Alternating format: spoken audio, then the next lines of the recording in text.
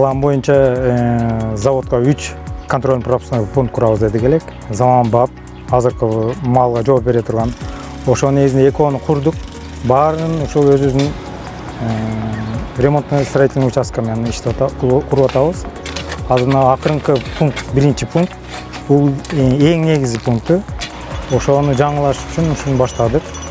Бул Кудай кааласа жаңы требованияга жооп берет. Бул контрольно-пропускной пункт руководствонун требованиясы менен дагы курулуп атат.